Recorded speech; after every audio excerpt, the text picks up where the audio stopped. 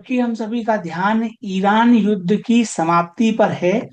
इस दौर में महोदय, भारत सरकार को असाधारण सफलता मिली है। भगवान विष्णु के 18वें अवतार परम पूज्य भगवान मोदी जी के नेतृत्व में भारत ने ऑलरेडी $52 बिलियन महोदय इकट्ठे कर लिए हैं। और ध्यान ये दीजिए कि जो एनालिसिस है उसके अनुसार इसी महीने, अगले कुछ दिनों में, 15 दिनों में हम 90 to 95 बिलियन में भी 100 बिलियन का भी टारगेट अचीव कर लें। विदेशी जो लोग हैं, जो एनआरआई हैं, गोरे हैं, भारत सरकार ने उनको कैपेबिलिटी दी है कि वो भारत में एफडी बना सकें, रुपये में नहीं, डॉलर में। तो ये डॉलर में एफडी बनती है, ये एफडी टैक्स फ्री है। परिणाम स्वरूप आप देख लीजिए, $52 बिलियन आ चुके हैं। इतना ही पैसा और आना अभी बाकी है। जबकि दुनिया भर के लोग कह रहे थे कि विदेशी निवेशक भारत छोड़कर भाग रहे हैं, लोग एआई में निवेश कर रहे हैं, अमेरिका में निवेश कर रहे हैं, कोरिया में निवेश कर रहे हैं, ताइवान में निवेश कर रहे हैं, उस दौर में भारत ने ये यशस्वी मोदी जी के नेतृत्व में अट्रैक्ट किया है। तो उसका कारण यह है कि परम पूज्य भगवान मोदी जी ने आपकी मांग, हमारी मांग पर अमल किया है, टैक्स रिड्यूस किया है। अब ये पैसे तो आ गए।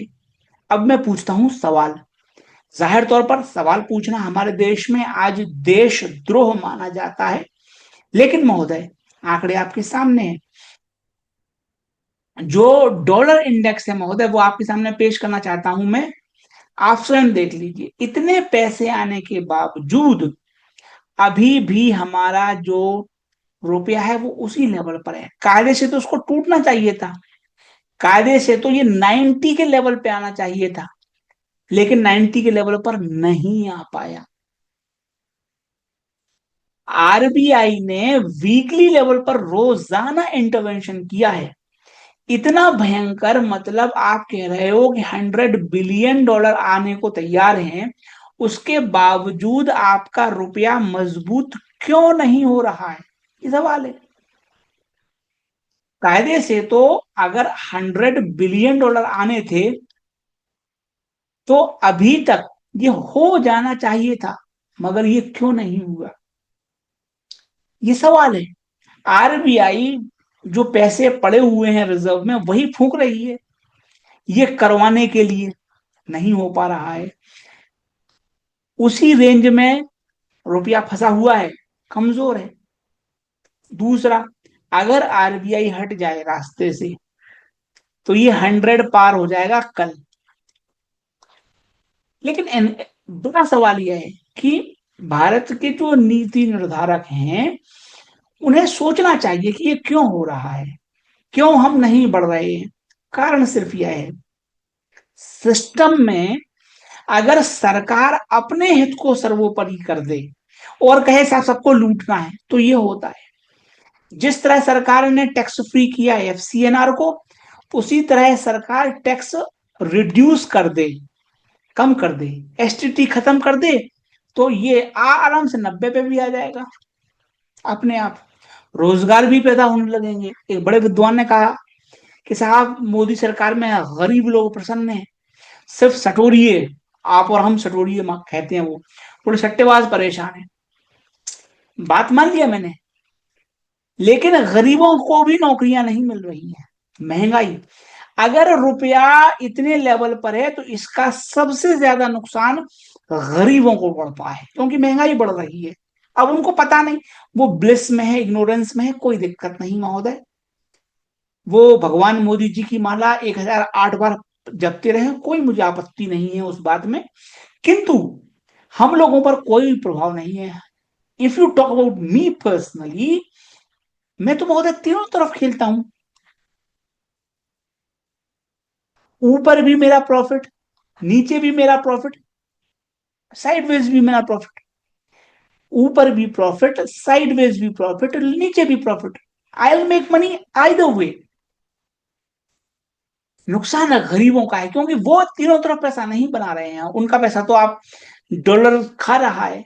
तो गरीबों को, मजदूरों को, युवा लोगों को ज्यादा नुकसान है। जाहिर तौर पर महोदय, भारत में ये सब बातें करना देशद्रोह माना जाता है, सो बी इट। मेरा निवेदन है कि देर से ही सही, लेकिन सरकार को ये चीजें समझ में आएंगी और वो राहत देंगे। इसी बीच महोदय, भारत में लोग कह रहे हैं साहब, बड़ा ट्रंप ने हमें गाली गलौच दे दी, ट्रंप और हमें भारत लड़ गए। ट्रंप ने क्या बोला कि पुणे पुणे चेन्नई और गुजरात में सिर्फ ट्रांसशिपमेंट होता है। क्या आपको पता नहीं था? क्या मीडिया को पता नहीं है? किसे पता नहीं है ये चीज? इनफैक्ट ट्रांसशिपमेंट अमेरिका को भी होता है, अमेरिका से ज्यादा ट्रांसशिपमेंट भारत को होता है। भारत में अधिकांश कंपनियों ने फैक्ट्रियां बंद कर दी हैं, वो चाइनीज माल लेके आते हैं, रीलेबल करके अपने नाम पे बेचते हैं, उस पे मेक इन इंडिया का बेहतरीन शेयर छाप देते हैं।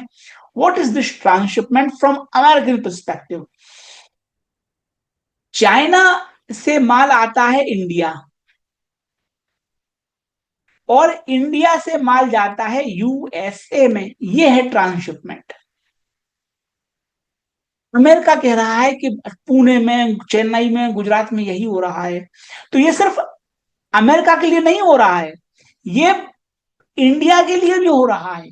हम भी नुकसानदायी, हमको भी नुकसान हो रहा है। हमारे युवा अगर सड़कों पर विरोध प्रदर्शन कर रहे हैं तो एग्जाम के कारण थोड़ी हो रहा है। अगेन महोदय, हम लोग समस्या पकड़ते ही नहीं है ढंग से। एग्जाम रिफॉर्म्स की टेंशन नहीं है किसी को, जॉब्स की किल्लत है। वो एग्जाम रिफॉर्म्स तो लक्षण है, बीमारी है लैक ऑफ जॉब अपॉर्चुनिटीज। और लैक ऑफ जॉब अपॉर्चुनिटीज है because of China. In fact we should have been thanking President Trump कि ट्रंप ने चलो ये रिपोर्ट तो बनाई, ट्रंप ने कम से कम हिम्मत तो दिखाई ये चीज कहने की कि ये ट्रांसशिपमेंट स्कैम है। आपकी सेवा में हम जैसे लोग कब से चिल्ला रहे हैं। और ब्रिक्स भी इसी ट्रांसशिपमेंट का हिस्सा है। 250 बिलियन डॉलर का हमको ट्रेड डेफिसिट होता है। एक बड़े विद्वान है, उन्होंने मुझे गाली दे दी, तुम बेवकूफ हो, अनपढ़ हो, गंवार हो, तुमको पता नहीं है क्या होता है ट्रेड डेफिसिट। अरे हुजूर, मुझे नहीं पता, आपको तो पता है। मेरा सवाल यह है कि मान लो ये ट्रेड डेफिसिट है, फिर भी परम पूज्य भगवान मोदी जी के नेतृत्व में 117 से बढ़ के 250 कैसे हो गया ये? मान लो ये घाटा नहीं है, मान ली ट्रेड डेफिसिट तो है आपके हिसाब से, ट्रेड डेफिसिट क्यों बढ़ गया? तू इधर उधर की ना बात कर, ये बता कारवां क्यों लुटा? हम क्यों ट्रांसशिपमेंट हब बन गए? हम क्यों मेक इन इंडिया ढंग से नहीं कर पा रहे हैं? क्यों हमारी कंपनियां सिर्फ लेबल चिपकाने का काम कर रही हैं? क्यों हमारी कंपनियां सिर्फ स्क्रू ड्राइवर का काम कर रही हैं? थोड़ी बहुत असेंबली करते हैं वो।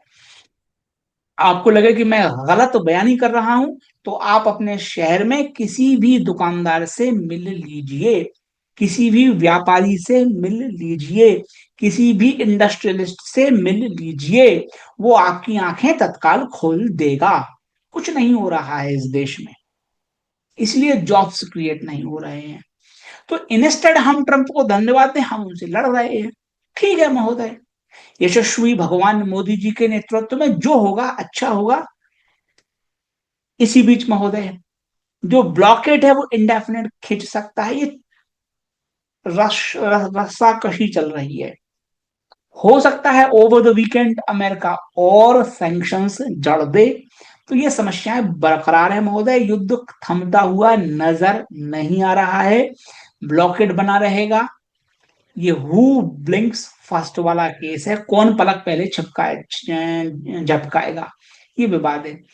इसके कारण महोदय इंपॉर्टेंट बात यह है कि जेडी वेंस भी कह रहे हैं कि मेन प्रायोरिटी उनकी क्रूड ऑयल है।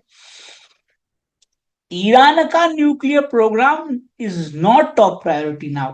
तो कम से कम इतनी बात तो तय हो गई कि साहब कच्चा तेल ऊपर नहीं जाएगा, इतनी बात तो हो गई तय।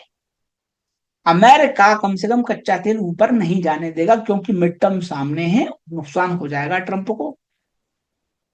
नुकसान तो ऑलरेडी हो रहा है और ज्यादा हो जाएगा अगर कच्चा तेल 110-100 के लगभग पहुंचेगा।